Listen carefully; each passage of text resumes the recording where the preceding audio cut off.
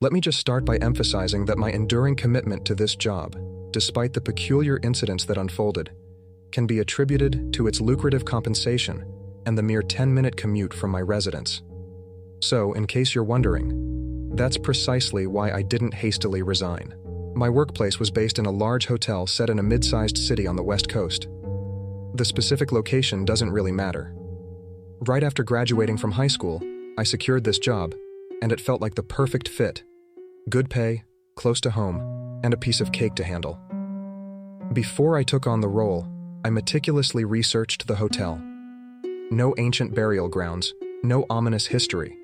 From what I could uncover, no one had passed away within its premises. The strange happenings only surfaced when the renovations began on the 3rd floor. I held a versatile role at the hotel, sort of a master of all trades, where my duties ranged from cleaning rooms to manning the front desk, delivering room service orders, and occasionally pulling lifeguard duty at the pool.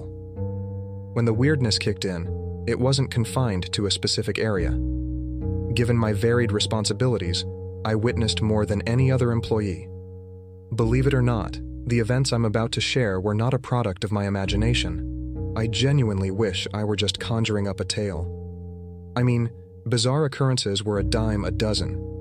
I've got enough material to pen a book detailing every strange encounter I stumbled upon. I started my night shift at 7:30 p.m. on a Wednesday, and given the midweek vibes, our hotel was cruising at about half its usual guest count. Not exactly a deserted island, but definitely a smoother sail compared to the Friday or Saturday night madness. The initial hours of my shift fell into the familiar rhythm, checking for incoming reservations for the night, a grand total of 2 this time. With the kitchen clocking out at 10, I only had a single room service order on my plate. To top it off, snagged a cool $10 tip, adding a sprinkle of joy to the evening. Just as I was getting ready to kick back at the front desk, the phone decided to play protagonist. Eyeing the caller ID, it wasn't room 97 this time, but room 198. Now, this stirred up my curiosity because renovations had kicked off on the 2nd floor about 2 weeks ago. With a mix of intrigue and a smidge of suspicion, I picked up the call. Greetings from the front desk at Sunshine Suites, this is Travis speaking. What can I assist you with today? A subtle cough echoed through the line. Oh, sorry about that. How's your day going? Responded a young woman's voice. All good on my end. And yours? Well, truth be told, not too great, she sighed, a touch of concern in her voice. I expressed sympathy. I'm sorry to hear that. Anything specific you'd like assistance with? Not entirely sure, perhaps. May I inquire about your current location, ma'am? I'm in room 198, and you're right, I need some assistance. I hadn't hinted at her needing help, but I decided not to dwell on that. Ma'am, room 198 is currently off limits due to the ongoing 2nd floor renovations. Are you certain that's your location? Also, could you provide your name? I need help, Travis, urgently. I don't think I was supposed to be here, she uttered, a sense of dread seeping through the phone. Now I understood the situation. She had strolled up to the 3rd floor and somehow managed to lose her way. How she achieved that remains a mystery, given the abundance of signs. Finding herself in room 198, she decided to make a call. All right, what's the matter? And what's your name, miss? I inquired. I'm trapped. The door won't budge. It just needs to open. Your name, miss. A moment of hesitation followed. Emma Turner, she stammered. One moment, please, I responded, already deep into cross-referencing the current occupants list on the computer system. No Emma Turner. Okay, Miss Turner, I'm not finding you here. Are you perhaps staying with someone else and the reservation might be under their name? Also, which room were you initially assigned? I need assistance. Please come to room 198. Please help me, she requested, noticeably calmer than before. Miss Turner, I began, but the line abruptly cut off, leaving me in bewilderment. She had hung up. What the actual fuck, I grumbled to myself. Placing a "Be back in 5" sign on the front counter, I made my way up to the 3rd floor. I stepped into the dimly lit corridor, illuminated only by 2 bulbs at each end, with darkness converging in the center. As I neared room 198, the music grew louder, reminiscent of the 1940s, as if playing from an old stereo. Approaching the darkness, A peculiar blue light emanated from under one of the doors. No need to guess which. Straining to hear over the music, I croaked out, Miss Turner, from my parched throat. Silence ensued. Just as I contemplated retreating, a voice broke through from the other side. "Come on in," chimed a cheerful male voice. His calm demeanor eased my nerves. Miss Turner called down to the front desk, mentioning she needed assistance. "She's in the bathroom right now washing her hair. Why don't you step in? Don't be shy, we don't bite." He chuckled. I hesitated. His laughter persisted as I used the master key to unlock the electric seal. Slowly turning the knob, my heart pounded with fear. As I cracked the door open, his laughter transformed into a maniacal cackle, and a red light spilled into the darkness. Abruptly, the laughter and music ceased, leaving a haunting silence that gripped me in fear. I stood there, frozen, until I heard a faint whisper, not from one, but two voices. "That's it, boy, just a tad more," whispered the voices faintly. That was the breaking point. I sprinted down the hallway, retracing my steps, racing down the stairs and back to the front desk. I dialed the cops, and it didn't take long for them to arrive at the hotel. They investigated room 198. All they found was renovation equipment related to the ongoing work. No people, no stereo, no phone. There was no evidence of recent activity. Not even the workers, evidenced by a thick layer of dust. As the cops exited, I walked back to the front desk, finding a return envelope for room keys from checkout marked 198. On the back of the envelope featured a brief, scrawly, handwritten note. It read, "Maybe next time." This next tale I'm going to tell you about from working at the hotel likely left me more unsettled than any other incident. It occurred several months after the initial event, with a few minor occurrences in between. While manning the front desk with a colleague, handling incoming reservations, the lobby buzzed with people chatting, some returning from bars, others gearing up for a night out. After finishing helping a guest, I noticed my coworker attending to another one, and the lobby had cleared. Seizing the opportunity, I slipped into the room behind the front desk for a quick drink and a discreet check of my phone. The hotel's background music, streaming from a computer, filled the air, but to my surprise, static interrupted the usual playlist. Pausing to listen, I heard a brief white noise hiss before complete silence. I inspected the computer and checked the cords leading to the receiver, finding everything in order. Concluding the issue was beyond my control, I decided to return to the front desk. A door creaked at the end of the hallway, seemingly left ajar. As I approached, the door to room 10 clicked shut.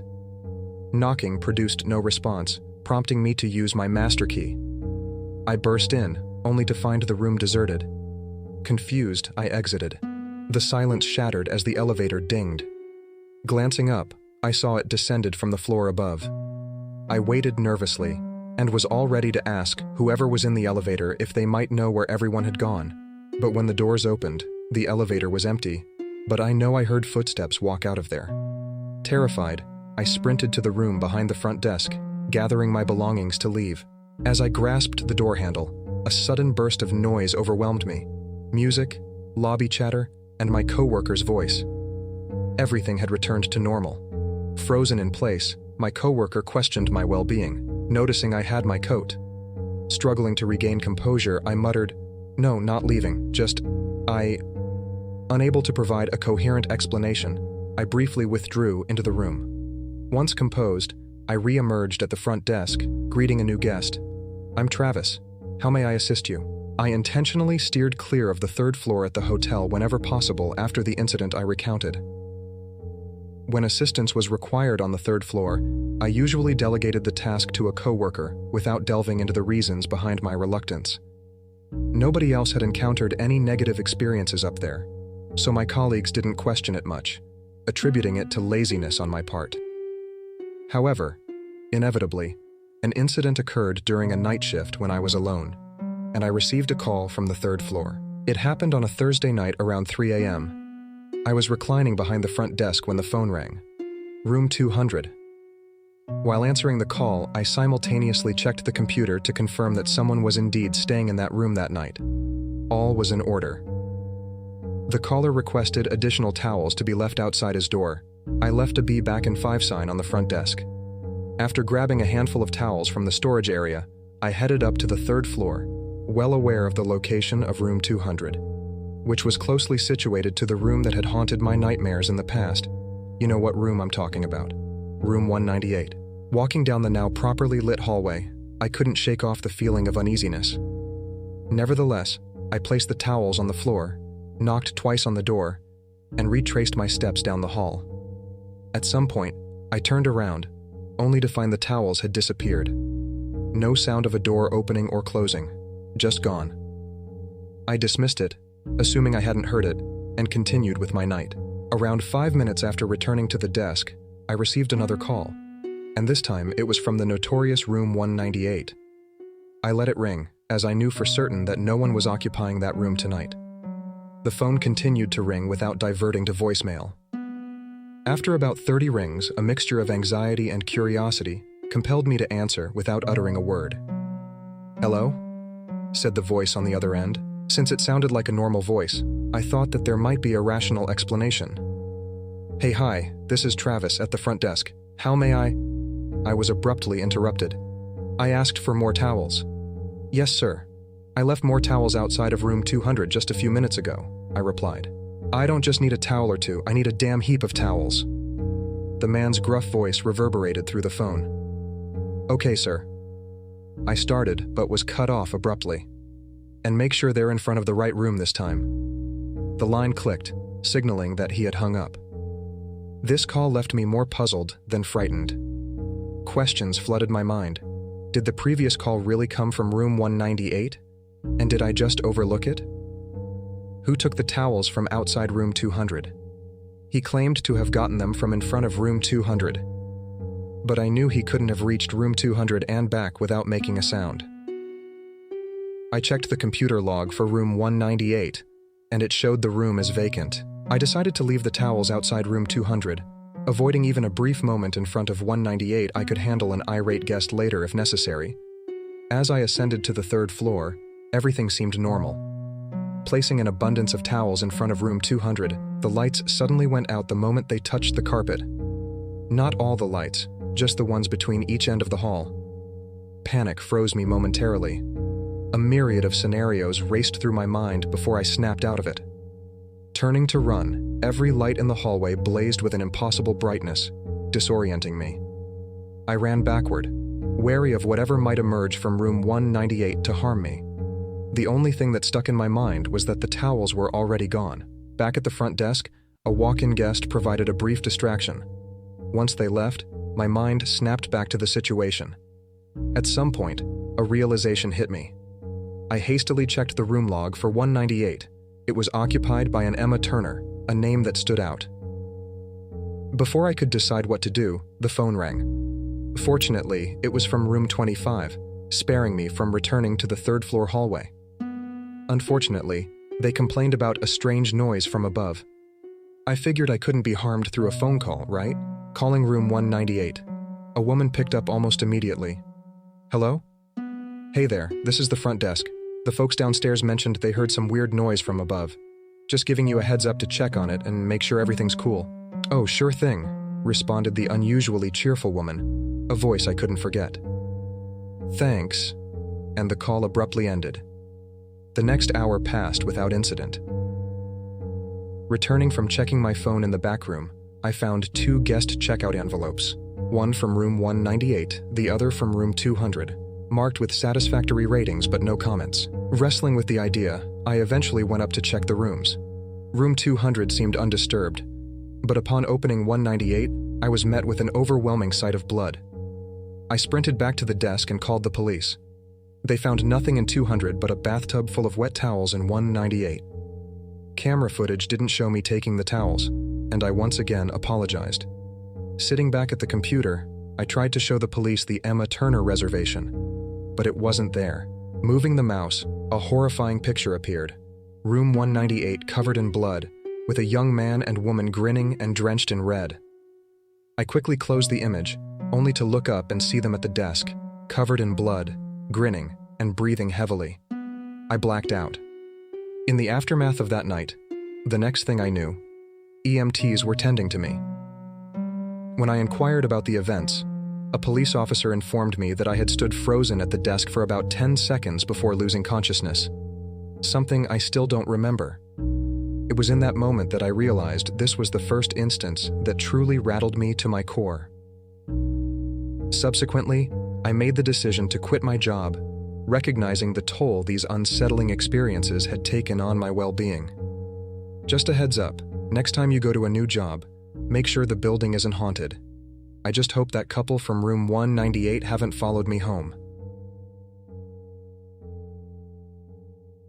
If you like our content, please subscribe so you can be notified when we upload more videos like this one.